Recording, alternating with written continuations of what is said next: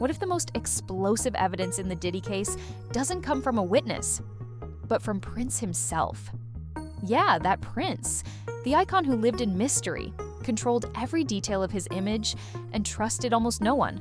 The same man who once opened his mansion to Diddy for some of the wildest parties Hollywood insiders had ever seen, but never actually attended them himself.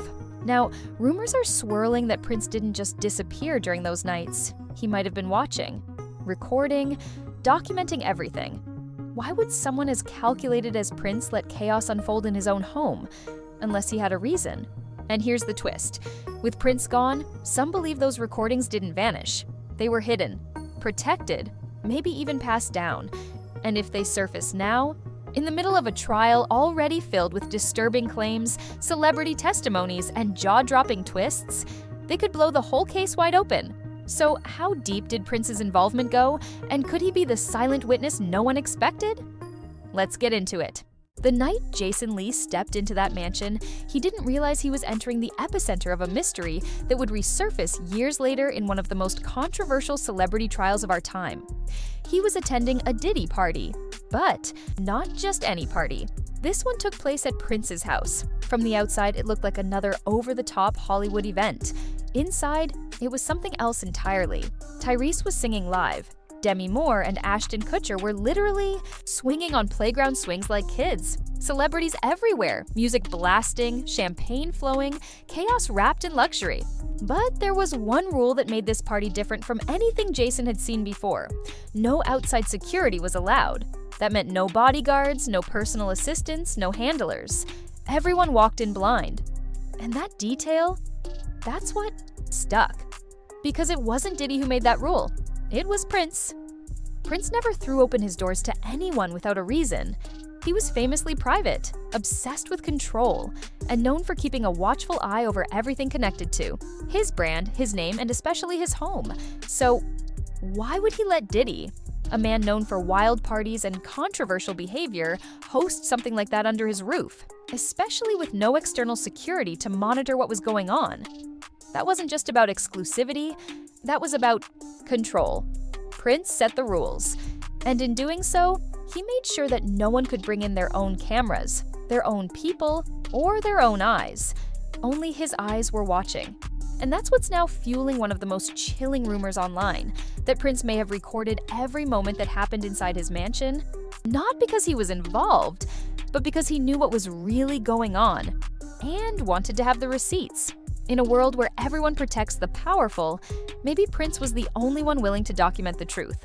For years, people brushed off Prince's reclusive behavior as eccentricity, but those close to him knew better. He wasn't just private, he was deliberately quiet. Strategic silence. Every move he made, every quote he dropped, every show he performed. It all had layers. So now, in the middle of this explosive Diddy trial, when his name suddenly pops up in connection to these infamous parties, it's not just shocking, it's suspicious. Because if Prince truly was uninvolved, why did he keep such a tight grip on control at events he supposedly wanted nothing to do with? Why did he allow Diddy to throw these elite, no security, no outsiders parties at his mansion, but never once make a public appearance during them? The answer, many now believe, is that Prince wasn't ignoring the parties. He was monitoring them. There's a growing theory, and it's gaining traction for a reason. Prince, the master of control, may have been recording everything that happened inside his estate, not for entertainment, but for evidence. Whether through hidden cameras, audio surveillance, or private footage stored in his infamous Paisley Park vault, insiders believe Prince was always 10 steps ahead. And when it came to Diddy's infamous freak-off gatherings, events now tied to multiple lawsuits and disturbing accusations, some believe Prince didn't want to expose things in real time. He wanted to protect the truth for the right moment. What if he saw himself not just as a host, but as a silent witness, a protector of proof, someone who knew that one day the industry would try to bury what happened, and that his cameras would be the only thing they couldn't silence? And now, with allegations escalating and courtrooms heating up, whispers are getting louder. Those tapes, if they exist, could be the key to unraveling everything. While the world is now buzzing about the possibility of hidden footage, it was Cassie's voice that cracked open the door in the first place. Her lawsuit wasn't just a celebrity breakup gone bad, it was a raw, deeply disturbing window into what she allegedly endured behind closed doors. She painted a picture of a carefully orchestrated system of abuse, one that wasn't random or impulsive, but structured and protected. According to her, Diddy wasn't just acting alone. His team, his assistants, security personnel, even bad boy employees weren't just aware of what was happening. They were facilitating it. After violent incidents, Cassie claimed these same people were the ones delivering apology gifts to smooth things over. She said they were the ones booking hotel rooms for the now notorious freak-offs, preparing the scenes with baby oil and Astroglide, and ensuring the setups were just how Diddy wanted them. These weren't parties. They were rituals, rehearsed, hidden, and executed like clockwork. But there was one moment in her testimony that made everything stop. Cassie recalled an incident so brutal, so visibly traumatic, that when two of Diddy's own staff members saw her condition afterward, they broke down crying. These were people paid to protect him, defend him, stay silent, and even they couldn't stomach what they saw. That detail stuck with people. It wasn't just what she endured, it was the reaction of the insiders who had spent years in his orbit, the ones who were used to the chaos. If even they were shaken, what does that say about what really went on? And it makes you wonder, if Prince did have cameras rolling, and if he ever saw footage like this unfold in his own home, is it possible that's why he distanced himself? Not out of fear, but out of disgust. Out of the need to preserve the evidence and protect those who couldn't protect themselves. Because when you hear what Cassie described, you realize someone needed to be watching. And maybe, just maybe, someone was.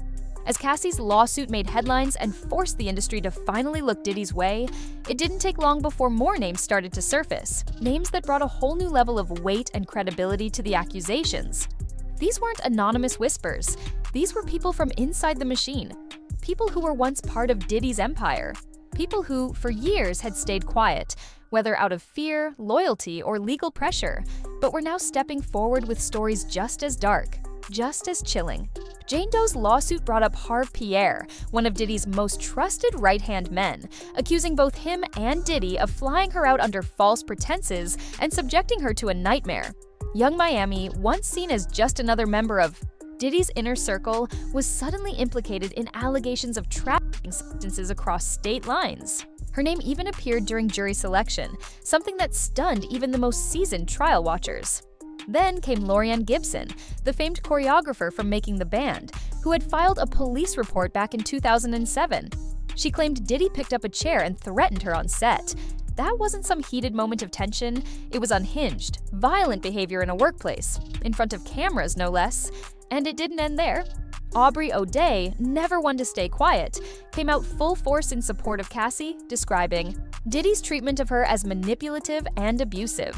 She detailed the psychological games, the power imbalances, and the coercion that haunted her years after their professional relationship ended. And on Richard, she dropped one of the biggest bombs yet, alleging that Diddy not only pushed her to the brink with exhaustion, hunger, and sleep deprivation during rehearsals, but used those moments of weakness to cross lines no one should ever cross.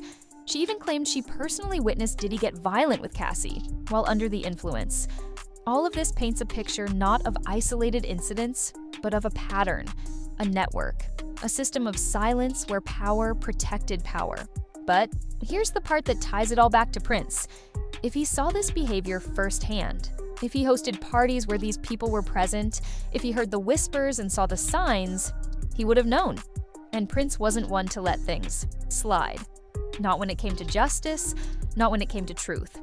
It raises the question, what did he document? What did he save? And if those recordings exist, what horrors do they capture? Just days before Prince died, he posted a cryptic message that still sends chills through his fans. Just when you thought you were safe. At the time, people thought it was just another poetic line from a man known for mystique. But now, with his name suddenly reappearing in the context of Diddy's legal chaos, that message hits different, because it wasn't the only strange moment in Prince's final days. At his last public appearance, after what many believe was an emergency medical event, he told the crowd something deeply unsettling. Wait a few days before you waste any prayers. That's not something you say if you think you've got time left. That's something you say when you know the clock is ticking. And Prince did know. His sister, Tyka Nelson, revealed that for 2 full years before his death, Prince had been preparing her, not with morbid speeches or dramatic gestures, but with subtle warnings, little shifts in behavior, small acts of closure that only made sense in hindsight.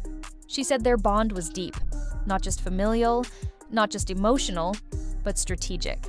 They shared secrets.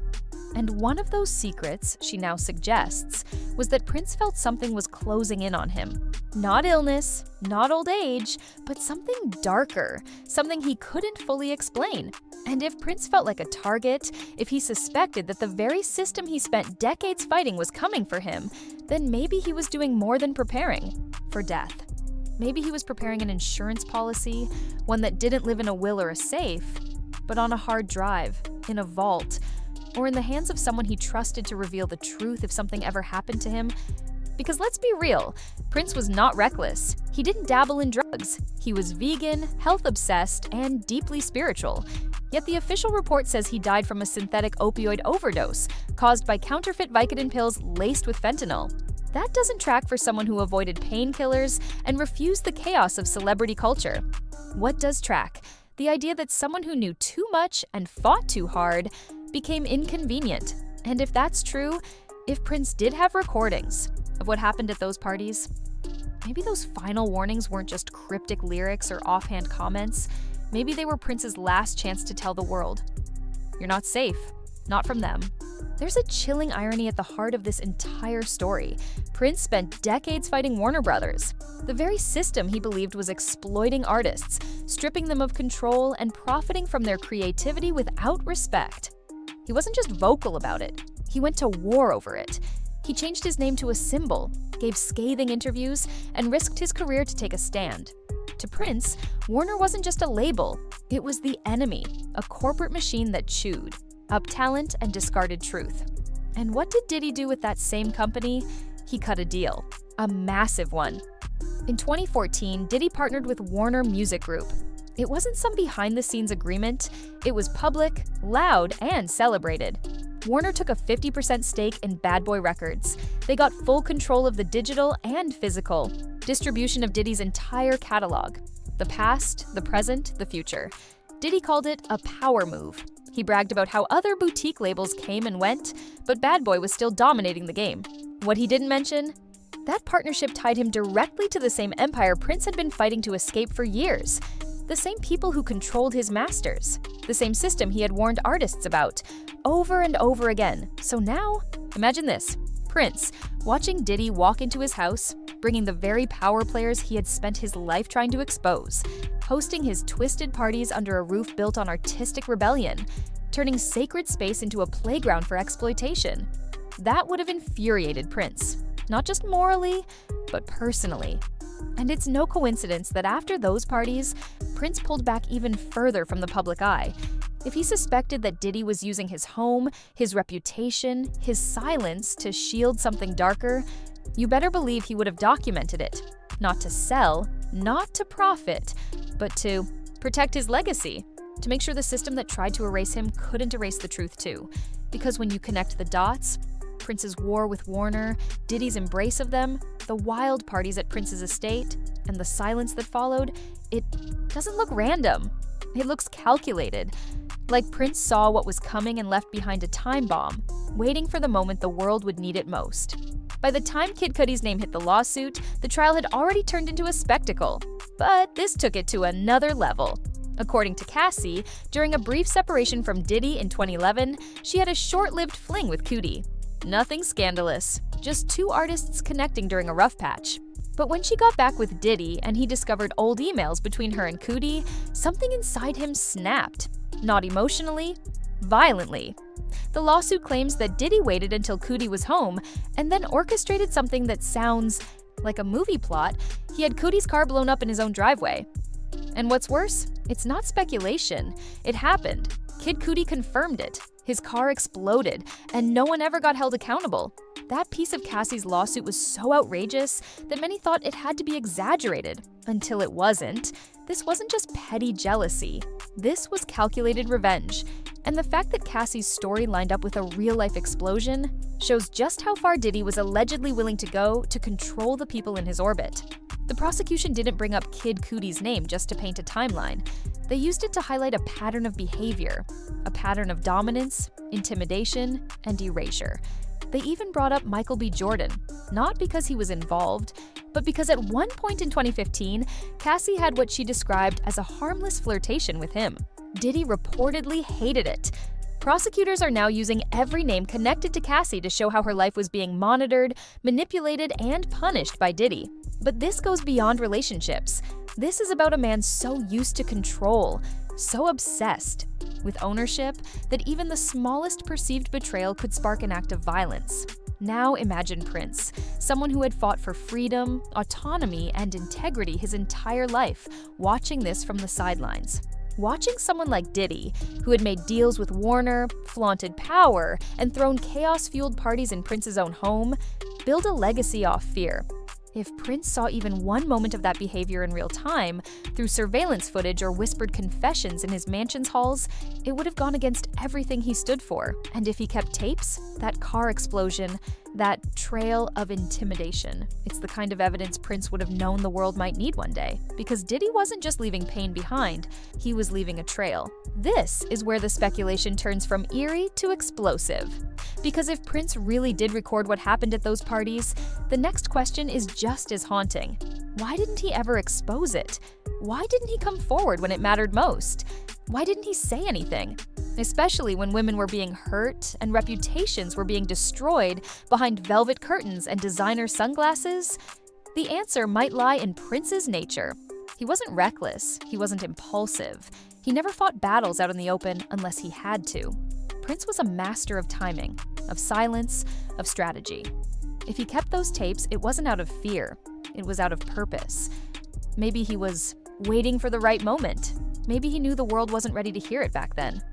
Or worse, maybe he tried, and someone made sure he couldn't. Because if we believe the rumors, those recordings didn't die with Prince. They were passed on, preserved, locked away by someone he trusted. Maybe a family member, maybe a lawyer, maybe an artist he mentored, and that's why his name is suddenly resurfacing in this trial. Not as a footnote, but as a potential key witness who can't speak. Imagine the power of footage that shows what insiders have only dared to whisper.